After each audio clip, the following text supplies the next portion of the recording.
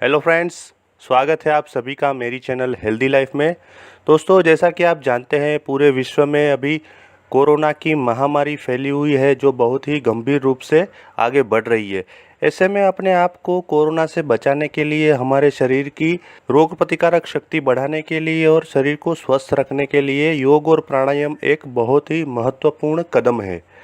ऐसा ही एक प्राणायाम है कपालभाति प्राणायाम। तो आज के ये वीडियो में हम कपालभाति प्राणायाम का महत्व, उसको करने की विधि और उसके फ़ायदों के बारे में चर्चा करेंगे। लेकिन आगे बढ़ने से पहले दोस्तों, यदि आप ये चैनल पे नए हैं और अभी तक आपने इस चैनल को सब्सक्राइब नहीं किया है तो कृपा करके इस चैनल को सब्सक्राइब कीजिए और बाजू में दिए गए बेल आइकन यानी कि घंटी के बटन को दबा दीजिए और ऑल बटन पे क्लिक कीजिए, जिससे आने वाले मेरे सभी वीडियोज़ की आपको इंस्टेंट नोटिफिकेशन मिलेगी। दोस्तों, सब्सक्राइब करना बिल्कुल फ्री है और जो दोस्तों ने चैनल को सब्सक्राइब किया है उनको बहुत बहुत धन्यवाद। चलिए दोस्तों, आगे बढ़ते हैं कपालभाति प्राणायाम के महत्व के साथ। तो दोस्तों, कपालभाति प्राणायाम का महत्व ये है कि जब आप कपालभाति प्राणायाम करते हैं तो आपके शरीर से 80% विषैले तत्व बाहर निकल जाते हैं। कपालभाति प्राणायाम के निरंतर अभ्यास से शरीर के सभी अंग विषैले तत्व से मुक्त हो जाते हैं, यानी कि टॉक्सिन फ्री हो जाते हैं। किसी भी तंदुरुस्त व्यक्ति को उसके चमकते हुए माथे से पहचाना जा सकता है। कपालभाति प्राणायाम की उचित व्याख्या है चमकने वाला मस्तक।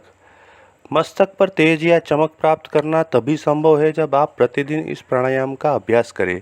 इसका तात्पर्य यह है कि आपका माथा सिर्फ बाहर से नहीं चमकता, परंतु यह प्राणायाम आपकी बुद्धि को भी स्वच्छ और तीक्ष्ण बना देता है। तो दोस्तों, अब हम लोग आगे बढ़ते हैं कपालभाति प्राणायाम करने की विधि के साथ। तो दोस्तों, इसके लिए अपनी रीढ़ की हड्डी को सीधा रखते हुए आराम से बैठ जाए। अपने हाथों को आकाश की तरफ आराम से घुटनों पर रखें। एक लंबी गहरी सांस अंदर ले। सांस छोड़ते हुए अपने पेट को अंदर की ओर खींचे। अपने पेट को इस प्रकार से अंदर खींचे कि वह रीढ़ की हड्डी को छू ले। जितना हो सके उतना ही करें। पेट की मांसपेशियों के सिकुड़ने को आप अपने पेट पर हाथ रखकर महसूस कर सकते हैं। नाभि को अंदर की तरफ खींचे। जैसे ही आप पेट की मांसपेशियों को ढीला छोड़ते हैं, सांस अपने आप आपके फेफड़ों में पहुंच जाती है। कपालभाति प्राणायाम को एक क्रम को पूरा करने के लिए 20 सांस छोड़े।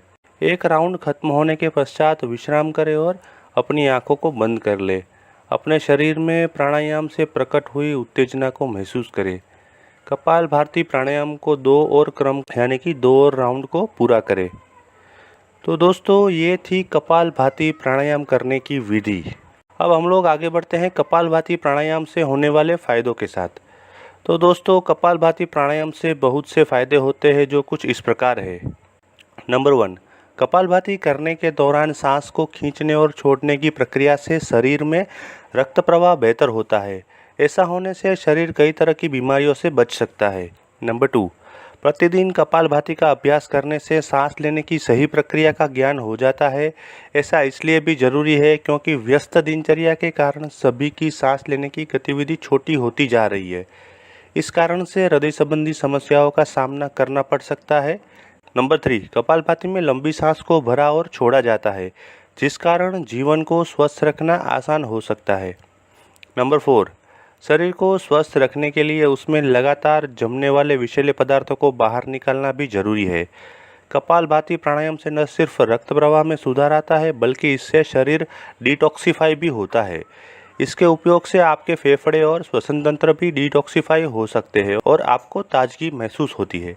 नंबर 5, जिन्हें मधुमेह है या होने का खतरा है, उन्हें कपालभाति से फ़ायदा हो सकता है।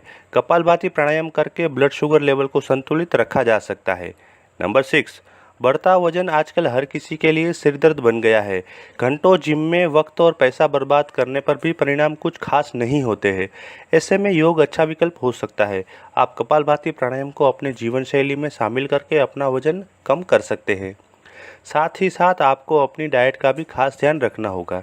नंबर 7, ज़्यादा तेल मसाले वाला और बाहरी खाना खाने से लोग पेट और पाचन संबंधी समस्याएं झेल रहे हैं। ऐसे में अगर दवाइयों के साथ साथ कपालभाति प्राणायाम किया जाए तो इन समस्याओं से राहत मिल सकती है। नंबर 8, कपालभाति फेफड़ों के लिए भी अच्छा योग है। इससे श्वसन प्रणाली स्वस्थ होती है। दोस्तों इसीलिए कोरोना वायरस से बचने के लिए यदि हम कपालभाति प्राणायाम करते हैं तो हमारा श्वसन तंत्र पहले से ही मजबूत होता है और मजबूत श्वसन तंत्र पर कोरोना वायरस का खतरा बहुत कम होता है। नंबर 9, आजकल प्रदूषण और मौसम के कारण किसी को भी अस्थमा या दम जैसी सांस संबंधी समस्या हो सकती है। ऐसे में कपालभाति करने से इन समस्याओं से बचा जा सकता है। इससे साइनस, ब्रोंकाइटिस संक्रमण और राइनाइटिस जैसी बीमारियों से आराम मिलता है। नंबर 10, आजकल तनाव की समस्या किसी को भी हो सकती है। ऐसे में कई बार लोग एंटी डिप्रेशन दवाइयों को लेने के आदी हो जाते हैं, जो सही नहीं है। इस स्थिति में स्वास्थ्य संबंधी योग अच्छा विकल्प है। यह मन को शांत कर तनाव को कम करने में सहायक हो सकता है। नंबर 11, मस्तिष्क के लिए भी योग बहुत जरूरी है। प्राणायाम करने से मनुष्य का दिमाग विकसित हो सकता है और अन्य मस्तिष्क संबंधी समस्याओं से बचाव हो सकता है। कपालभाति मस्तिष्क के लिए भी बहुत जरूरी है। इसे करने से व्यक्ति का दिमाग न सिर्फ तेज होता है बल्कि बौद्धिक क्षमता में भी विकास हो सकता है। नंबर 12, कपालभाति से एसिडिटी व गैस जैसी समस्याओं से भी राहत मिल सकती है। इसलिए अगर आपको भी पेट संबंधी समस्या है तो आप प्रतिदिन कपालभाति प्राणायाम करने की आदत डाल लें। नंबर 13, आपकी त्वचा के लिए भी योग अच्छा विकल्प है। कपालभाति करने से आपका मन शांत रहेगा, जिसकी चमक आपके चेहरे पर दिखने लगेगी। आपका चेहरा और आपकी त्वचा खिली खिली व जवां दिखने लगेगी। नंबर 14, बालों का झड़ना आजकल एक आम समस्या बन चुकी है। इसके लिए लोग कई तरह के शैम्पू, तेल और अन्य इलाज भी करते हैं, लेकिन शायद आपको जानकर हैरानी होगी कि योग भी झड़ते बालों के लिए असरदार उपाय हो सकता है। आप बालों के लिए कपालभाति प्राणायाम का सहारा ले सकते हैं। दोस्तों, कपालभाति प्राणायाम के फायदे जानने के साथ साथ ये भी जानना जरूरी है कि किन किन लोगों को कपालभाति प्राणायाम नहीं करना चाहिए या फिर डॉक्टर की सलाह लेने के बाद करना चाहिए। तो आइए उसके बारे में भी चर्चा करते हैं। दोस्तों, जो लोग पहली बार योग कर रहे हैं वो कपालभाति को किसी विशेषज्ञ की देखरेख में ही शुरू करें। जिनको हाई ब्लड प्रेशर, मिर्गी, हृदय संबंधी समस्या और माइग्रेन है वो कपालभाति प्राणायाम करने से पहले एक बार डॉक्टर की सलाह जरूर लें। अगर आप गर्भवती है तो कपालभाति करने से पहले एक बार डॉक्टर की सलाह जरूर लें। अगर हो सके तो कपालभाति ना करें। कपालभाति करने से कुछ देर पहले और कुछ देर बाद में कुछ भी खाना पीना नहीं है।